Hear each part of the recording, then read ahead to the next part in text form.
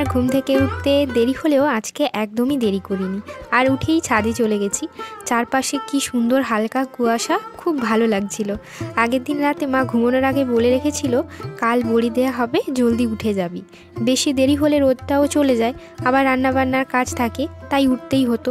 এই এখন একটু বেলা বেড়েছে, যার জন্য চারপাশটা রোদে ঝলমল করছে। সকালের খাওয়া দাওয়া করে আমরা সবাই ছাদে চলে এসেছি সব জিনিসপত্র নিয়ে। মা এখন এই গামলা ধামাগুলোকে মশারি দিয়ে ভালো করে বেঁধে দিচ্ছে। কেন জানো? এর ওপরে বড়ি দেয়া হবে। অনেকের বাড়িতে বাঁশের পাটা, তারপর থালা এগুলোর ওপর দেয়, কিন্তু এটাতে দেখেছি খুব কুইক শুকনো হয়, আবার নকশা বড়িগুলো ঘেঁটেও যায় না। বাঁধার পর আমি একবার চেক করে নিয়েছি, একটু টান টান করে না বাঁধলে সমস্যা হয়। এখানে দেখো বাবা মিক্সিতে কলাইটা বেটে দিচ্ছে। যখন ফ্রি থাকে তখন বাড়ির কাজগুলো হাতে হাতে করে দেয়, ফলে মায়েরও একটু সুবিধে হয় আর কষ্টটাও কমে। এরকম ভেবো না যে আমি কিছুই করছি না।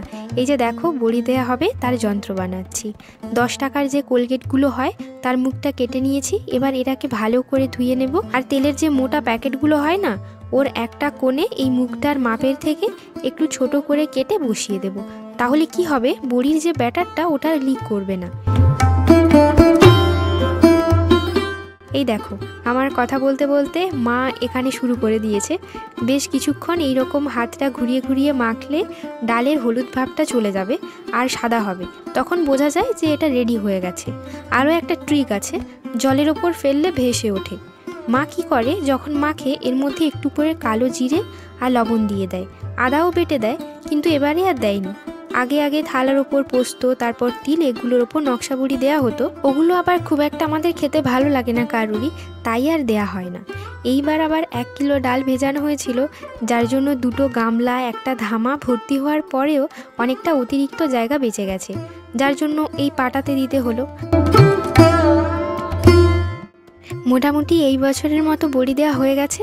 কিছু গোল বড়ি আর কিছু নকশা বড়ি দেওয়া হয়েছে। দেখো কত সুন্দর দেখতে লাগছে। সত্যি বলতে নকশা বড়িতে আমি এত ভালো ডিজাইন পারি না, যেটুকু পারি মা ভালো বলে। কিছু নকশা বড়ি দেখবে একদম ঘেঁটে গেছে, বাটার সময় এগুলোতে বেশি জল পড়ে গেছিলো, তাই পাতলা হয়ে গেছে। একদম শুরুতে তোমাদের বলেছিলাম না যে মশারিতে তাড়াতাড়ি শুকনো হয়, এই দেখো না, সকাল সকাল দিয়েছিলাম, রোদ্দুরের তাপ ভালো ছিল বলে বিকেলেই কি সুন্দর উঠে যাচ্ছে। এমনকি গয়না বড়িগুলোও ভালোই উঠছে দেখো।